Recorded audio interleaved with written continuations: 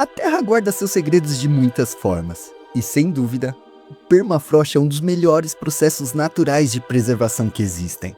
Graças a ele, cientistas descobriram um filhote de lobo-zur, congelado há mais de 50 mil anos atrás. Também encontramos o bebê rinoceronte Sacha, preservado com pele e músculos intactos. Alguns filhotes, como o Lilba, foram encontrados até com leite materno no seu estômago. Outros casos mais absurdos, como o mamute de Jakov, precisou ser transportado por uma aeronave russa dentro de um bloco de 23 toneladas. Algo que simplesmente quebra nossa noção de realidade. E claro que, como todo bom animal que somos, nós também acabamos sendo congelados de vez em quando. Os ninhos de Luluyaku, crianças incas encontrados no Alto do Andes, e Otzi, o homem de gelo que caminhava pelos Alpes há cerca de 5 mil anos atrás, revelam com detalhe não só a cultura de uma população, mas também as roupas, ferramentas e hábitos dos nossos antepassados. E é por isso que hoje, eu, o macaco despido, vou te mostrar algumas das múmias mais impressionantes já registradas em permafrost.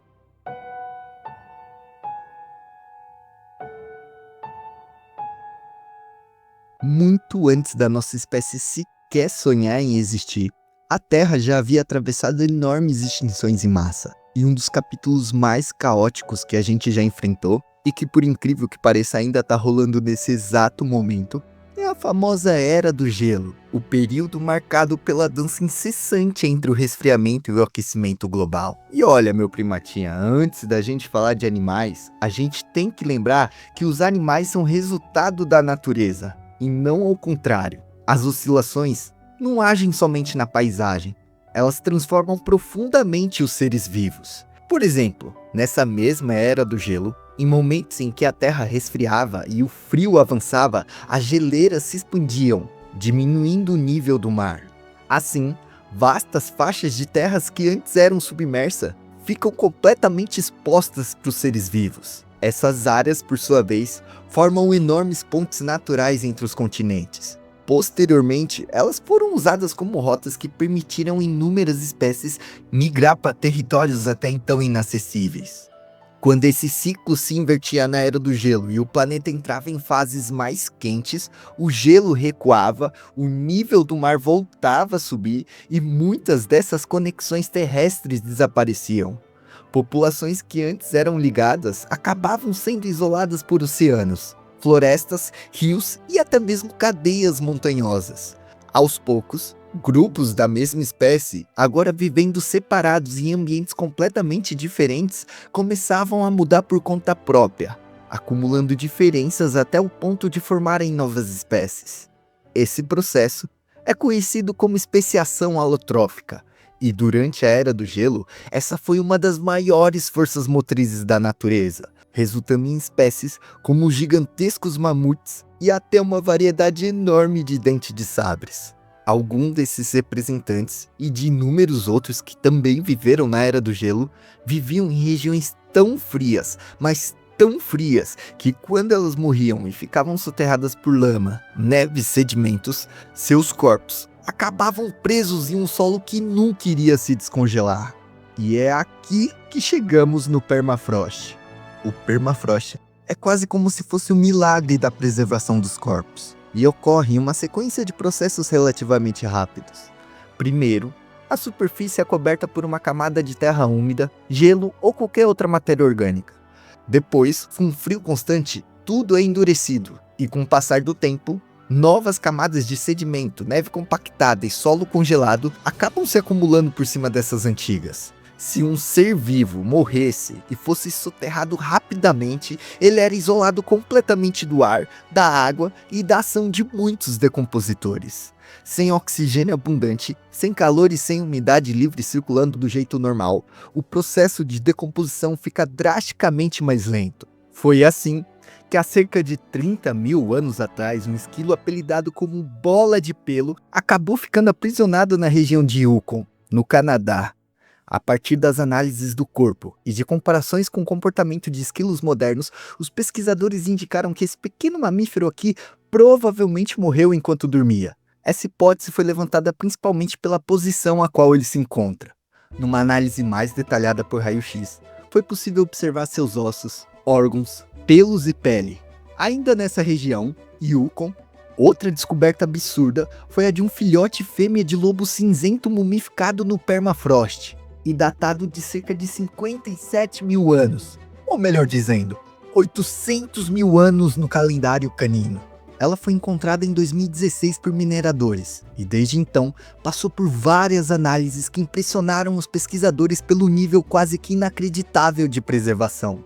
Apelidada de Zur, nome que significa lobo na língua dos povos originários daquela região, ela se tornou um dos exemplares mais completos já descobertos de um lobo da Era do Gelo.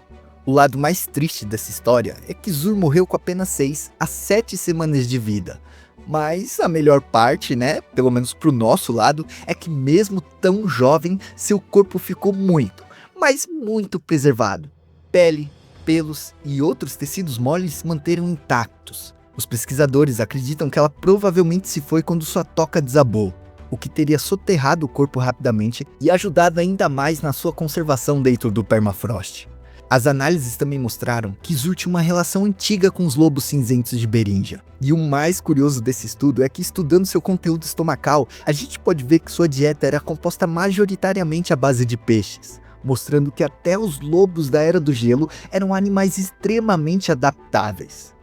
E ainda no tema cachorro, outra descoberta impressionante vinda do permafrost é a cabeça quase que intacta de um lobo do Pleistoceno, datada de cerca de 32 mil anos. Só essa cabecinha aqui mede 42 centímetros de comprimento, o que já dá para ter uma boa noção do tamanho desse animal. E a efeito de comparação, um corpo inteiro de um lobo cinzento moderno costuma medir entre 66 a 86 centímetros de comprimento. Essa cabeça aqui é quase metade de um lobo moderno. E apesar da gente não saber o que aconteceu com o resto do corpo desse bicho aqui, o estado da sua cabeça é simplesmente um absurdo. Graças ao permafrost da Sibéria, a cabeça ainda preserva pelagem, dentes, presa, tecidos moles e até parte do seu cérebro. Essa descoberta aconteceu em 2018, quando um morador local encontrou espécime na região de Yakutia, no nordeste da Sibéria. O achado chamou tanta atenção dos pesquisadores que essa cabeça aqui acabou sendo exibida pela primeira vez no Japão, numa exposição dedicada a apenas criaturas congeladas da Era do Gelo. E pelos estudos feitos nos dentes e no desenvolvimento do tecido, os pesquisadores chegaram à conclusão que esse animal tinha entre 2 a 4 anos de idade, ou seja, um adulto completamente desenvolvido. Como o resto do corpo nunca foi encontrado, os cientistas tiveram que usar a proporção dos lobos modernos para estimar o tamanho real desse cara aqui. Com base nisso, acredita-se que esse lobo tinha entre 2 metros de comprimento a 1,5 metro de comprimento, algo quase que surreal para os lobos que conhecemos. Os dentes também chamam bastante atenção. Eles eram grandes, fortes e muito, mas muito resistentes, a ponto de ficarem inteiramente preservados. Isso sugere que o animal era extremamente adaptado a lidar com presas grandes em um ambiente hostil. Os lobos da Era do Gelo viviam em um mundo dominado pelo que a gente chama de estepe de mamutes, uma gigantesca planície fria que se estendia por toda a Europa e América do Norte. Aqui, encontramos animais como os mamutes propriamente ditos, os rinocerontes lanosos, bisões e cavalos selvagens. Esses lobos viveram durante o Pleistoceno, um período que começou há 2,6 milhões de anos e terminou por volta de 11 mil anos atrás, marcando o fim da última grande Era do Gelo. E apesar da gente não saber como um lobo realmente vivia nessa época, dá pra gente afirmar uma coisa com toda certeza: os lobos dessa época eram doidos e tinham uma estranha tendência em desviver em lugares propícios ao permafrost.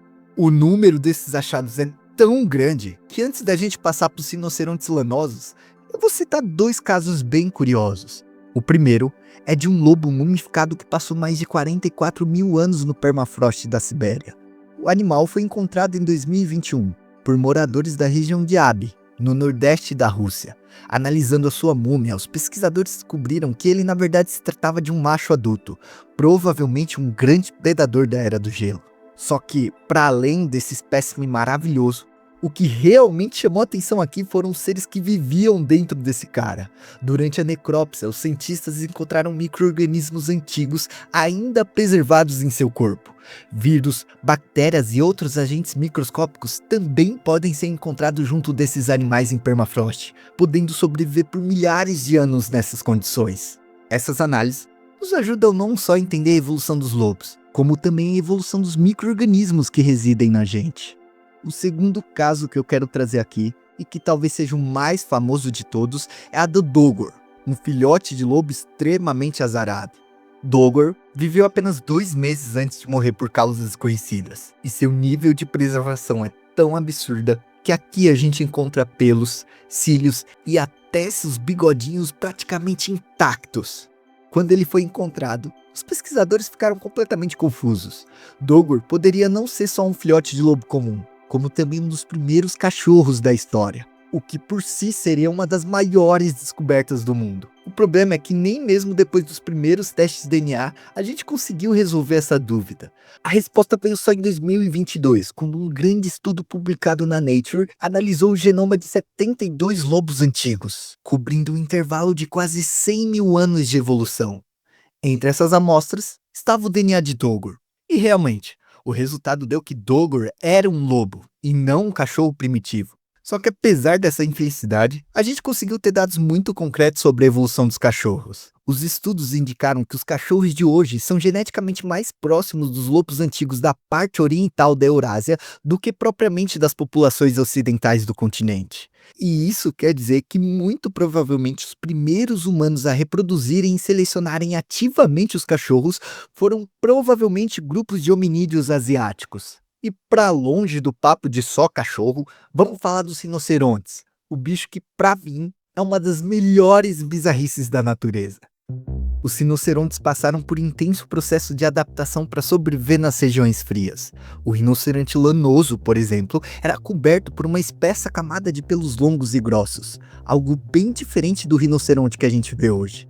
Essa pelagem funciona para proteger o animal contra os ventos e as temperaturas extremamente baixas. E debaixo dessa camada a gente ainda tinha uma pele muito espessa e uma boa camada de gordura. Outro detalhe impressionante eram os enormes chifres frontais dos rinocerontes lanosos, que podem ultrapassar mais de 1 metro de comprimento. Essa estrutura, além de servir para defesa ou disputa de território, depois de uma análise minuciosa, os pesquisadores também acreditam que ela era usada para cavar a neve, permitindo que o animal alcançasse a vegetação escondida por baixo dessa camada. E graças ao permafrost, hoje a gente sabe muito sobre esses gigantes. Um dos exemplos mais impressionantes é a carcaça do rinoceronte lanoso de Colima, descoberta no nordeste da Sibéria em 2007. Esse exemplar tem cerca de 39 mil anos e é um dos indivíduos adultos mais completos já encontrados. Seu corpo preserva pele, pelos, intestinos e até mesmo conteúdo estomacal, algo extremamente raro. E Colima não estava sozinho no caso dos rinocerontes lanosos. Em 2014, pesquisadores anunciaram a descoberta de um filhote de rinoceronte lanoso, que ficou conhecido como Sasha. Esse pequeno animal morreu com apenas alguns meses de vida, há cerca de 34 mil anos atrás, e também foi encontrado na região de Yakutia, na Sibéria. Aqui a gente tem a pele espessa, os pelos avermelhados e até parte do tecido muscular, o que permitiu aos cientistas estudar detalhes ainda maiores sobre a aparência desses animais quando eram jovens. Quando Sasha foi extraída, ela estava coberta por sedimentos escuros, dando a ideia que ela era um mamute cinza. Mas então, quando os cientistas deram um bom banho nesse bicho aqui, eles descobriram que na verdade Sasha tinha um pelo loiro avermelhado, que segundo os pesquisadores, era algo como se fosse um tom entre loiro e morango.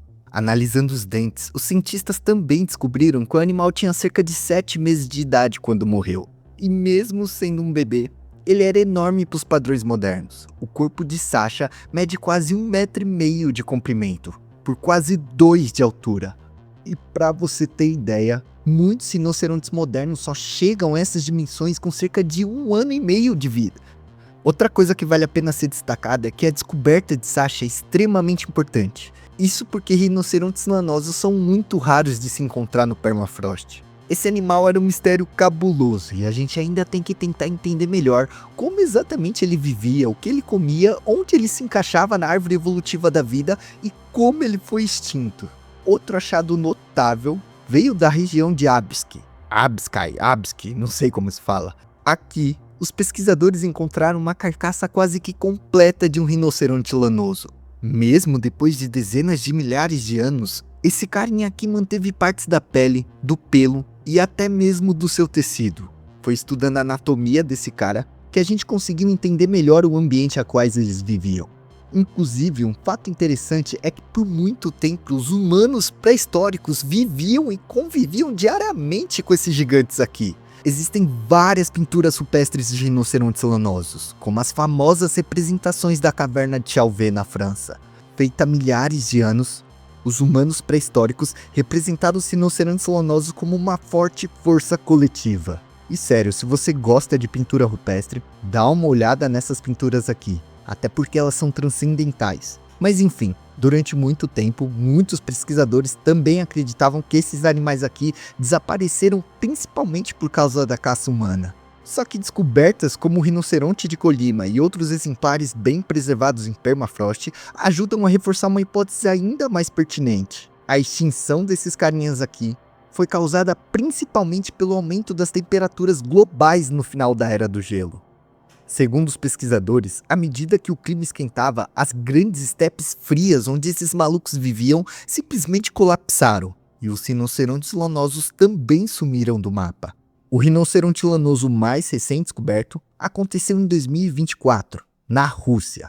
E sim, a Rússia tem vários exemplares de permafrost. Só que infelizmente nesse caso aqui a gente não pode falar muitas coisas, até porque os estudos ainda nem foram divulgados. Agora, não tem como a gente falar de Era do Gelo e permafrost sem a gente falar dos mamutes. E por incrível que pareça, os exemplares mais insanos em permafrost são justamente dos filhotes dos mamutes. Um dos casos mais famosos é da pequena Liuba, um filhote de mamute encontrado em 2007, na península do Himalaya, também na Sibéria. Ela viveu há cerca de 42 mil anos e morreu quando tinha apenas 1 a 2 meses de vida. O processo de conservação foi tão absurdo que o corpo ainda preserva a pele, órgãos internos e até resto de leite materno no estômago do bebê. As análises indicam que Liuba provavelmente se foi ao ficar presa em uma área lamacenta, onde acabou sendo rapidamente soterrada e congelada. A última refeição constatada foi a do leite materno, mas também a gente encontrou fezes. Sim, fezes, e não eram poucas não.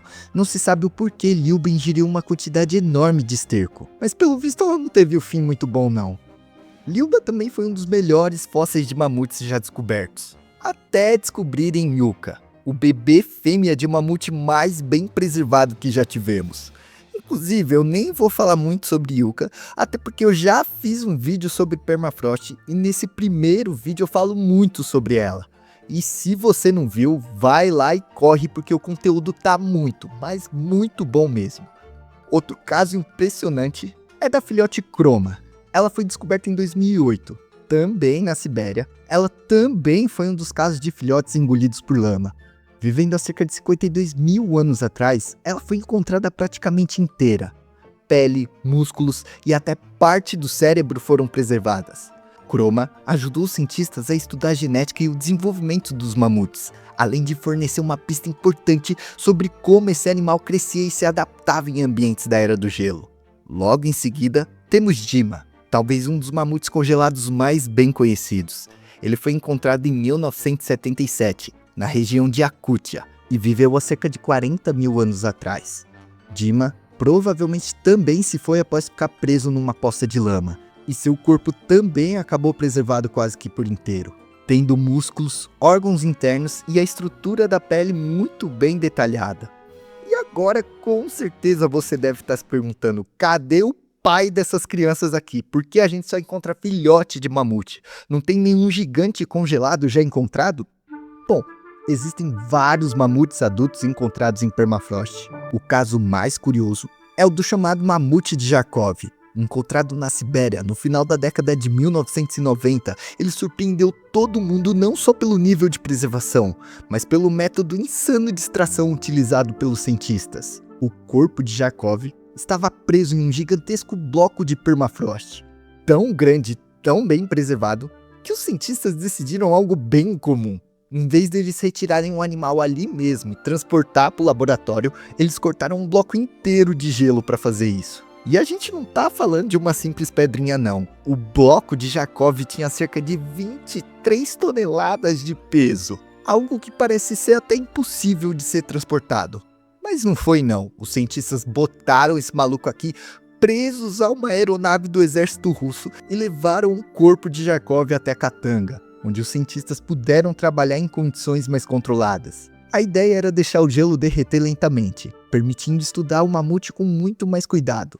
Os pesquisadores estimam que esse mamute aqui viveu há cerca de 20 mil anos atrás, nos momentos finais da Era do Gelo. Pelas análises iniciais, acredita-se que ele era um macho adulto, que provavelmente morreu com cerca de 47 anos de idade, uma idade relativamente alta para esse tipo de animal. À medida que o gelo foi derretendo, os cientistas começaram a retirar amostras do tecido, da medula óssea e até de restos de plantas do Pleistoceno. Essas amostras foram enviadas para diversos laboratórios ao redor do mundo, e no total, mais de 50 delas foram retiradas. Os estudos também indicam que os mamutes viveram nessa região por dezenas de milhares de anos, e também mostram que esses animais viviam migrando, abandonando temporariamente grandes áreas.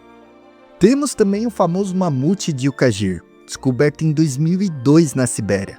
Esse espécime ficou conhecido principalmente pela cabeça incrivelmente bem preservada, que ainda mantinha pelo, músculo e até parte da tromba intacta.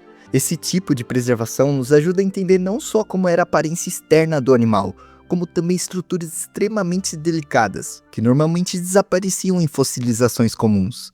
Um dos exemplos mais interessantes são as glândulas temporais encontradas nesse carinha aqui. Essas glândulas ficam localizadas entre os olhos e as orelhas, tanto nos elefantes modernos quanto aparentemente nos mamutes. Elas produzem uma substância que escorre pelo rosto do animal, principalmente durante a época de acasalamento. Durante essa fase, os níveis de testosterona dos elefantes são tão altos que comumente eles se tornam muito agressivos e territorialistas com outros machos. O mais interessante é que encontrar essa glândula preservada no mamute de Ukagir indica que os mamutes provavelmente tinham comportamentos sociais muito parecidos com os dos elefantes modernos. Mas as múmias de permafrost vão muito além do que a gente pode imaginar. A quase 6.739 metros de altitude, no vulcão Luyaiaco, na fronteira entre a Argentina e o Chile, arqueólogos encontraram em 1999 3 corpos humanos congelados no tempo. Essas 3 crianças incas haviam sido deixadas ali há cerca de 500 anos atrás, e hoje elas são conhecidas como Los Ninhos de Luyaiaco. Diferente das múmias que passam pelo processo artificial, ou até mesmo que se degradam com o tempo, essas crianças aqui ficaram preservadas pelo próprio ambiente.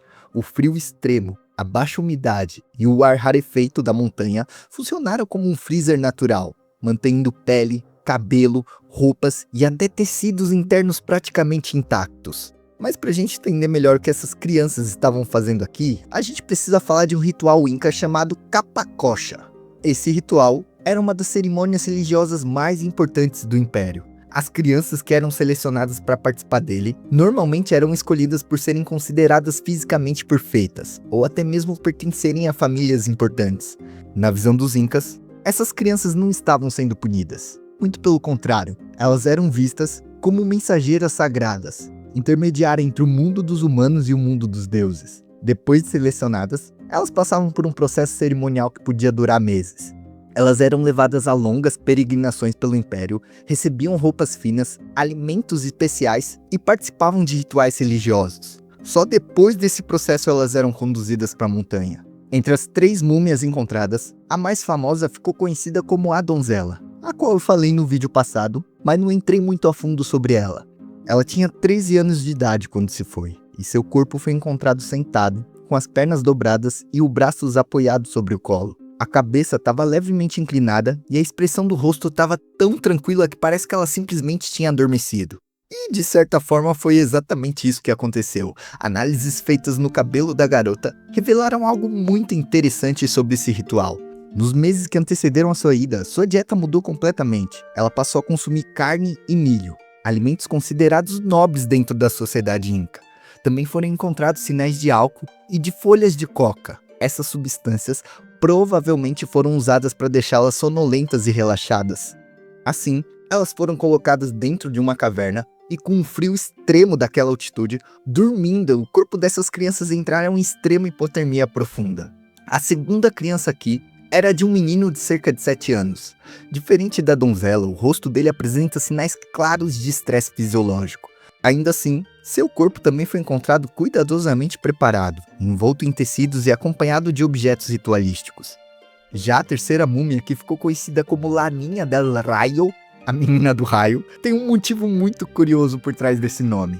Depois de enterrada no topo da montanha, um raio simplesmente atingiu a sua tumba, danificando parte do seu corpo e suas roupas. Mesmo assim, graças a essas 3 crianças, os cientistas conseguiram descobrir detalhes incríveis sobre a vida no Império Inca.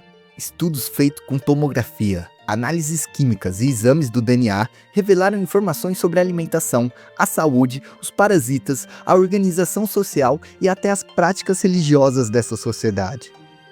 E se os Andes congelaram as crianças por cerca de 500 mil anos atrás, em 1991, 2 alpinistas alemães, nos Alpes de Ötztal, acabaram trombando com algo bem bizarro. E muito mais antigo que essas crianças. Os viajantes deram de cara com o corpo de um humano parcialmente exposto. A primeira reação, claro, foi pensar que aquilo era um alpinista moderno que havia morrido recentemente. Mas quando os arqueólogos começaram a examinar o corpo, foi que eles notaram que aquele corpo era de um homem que havia morrido há cerca de 5 mil anos atrás. Conhecido como Otzi, o Homem de Gelo, ele viveu por cerca de 3.300 anos antes de Cristo, durante o período conhecido como Calcolítico, a famosa chamada Idade do Cobre. Isso significa que ele caminhava pelos Alpes há milhares de anos antes das pirâmides do Egito serem construídas. E assim como as crianças incas, o corpo dele foi preservado de forma quase que inacreditável. Só que o mais fascinante não está no corpo de Otzi, mas sim os objetos que estavam com ele. Otzi foi encontrado com praticamente todo o seu equipamento. Ele carregava um arco de madeira semi-pronto, um machado com lâmina de cobre, um punhal de pedra, flechas, uma mochila primitiva e até um kit para fazer fogo. Inclusive, esse machado aqui é um dos objetos mais importantes encontrados na Europa. A lâmina, feita de cobre puro, indica que Otzi viveu em um momento em que a sociedade humana estava começando a dominar a metalurgia. Suas roupas também são rendadas de forma impressionante. Ele vestia um casaco feito de pele de cabra de ovelha, uma capa feita de fibra vegetais trançados, calça de couro e até sapatos extremamente sofisticados para a época, feitos de pele de urso e recheados com grama seca para isolamento térmico. Mas quanto mais cientistas estudavam Otzi, mais a história ficava cabulosa. Exames de tomografia computadorizada revelaram que ele tinha mais de 60 tatuagens espalhadas pelo corpo. E diferente das tatuagens modernas, essas marcas aqui eram feitas com pequenas incisões na pele onde o carvão era inserido. Curiosamente, muitas dessas tatuagens parecem exatamente sobre as articulações e regiões do corpo mais desgastada. Isso levou alguns pesquisadores a acreditarem que isso daqui na verdade não eram tatuagens, mas sim uma forma de acupuntura primitiva. Só que a maior surpresa veio quando eles analisaram o interior do corpo de Otzi. Dentro do estômago foi encontrado restos da última refeição que ele teve antes de morrer. O cardápio incluía carne de ibis dos Alpes, gordura animal e grãos, uma refeição altamente energética. Enquanto mais eles analisaram essa múmia, mais se revelava sobre como os humanos viviam naquela época. Otzi não morreu por frio ou por uma queda inesperada. Durante muito tempo, a gente acreditou que ele simplesmente havia sucumbido com as condições extremas da montanha. Mas exames mais detalhados revelaram que, na verdade, ele tomou uma flechada no seu ombro. Essa flecha perfurou uma artéria importante, levando Otzi ao sangramento. Ao que tudo indica, Otzi estava fugindo ou havia acabado de se envolver em algum tipo de conflito violento com outros humanos. Como se isso já não bastasse, análises no sangue encontrado em uma de suas armas revelam vestígios de DNA de não só uma, mas de várias pessoas, sugerindo que ele sim participou de uma luta antes de morrer. E se isso realmente aconteceu, várias perguntas começam a surgir na nossa cabeça. Tipo, por que teve esse conflito? Será que a galera tentou assaltar ele? Será que ele já era brigado contra o clã? O que será que aconteceu para Otis ter morrido? O fato é, se ele tivesse morrido 1 metro mais acima, ele não teria sobrevivido 5.000 anos para deixar essa história pra gente. E é exatamente por isso que os fósseis de permafrost são um dos mais importantes para paleontologia. Mas antes de você sair, deixa eu te falar uma coisa. O crescimento desse canal só depende de você que tá aí nos assistindo. Então, se você gostou do jeito macaco despido de ser, cara, considere dar like, se inscrever e compartilhar esse conteúdo. Se você ficou até o final desse vídeo, muito obrigado mesmo por dividir o seu tempo comigo. Até o próximo encontro e tchau!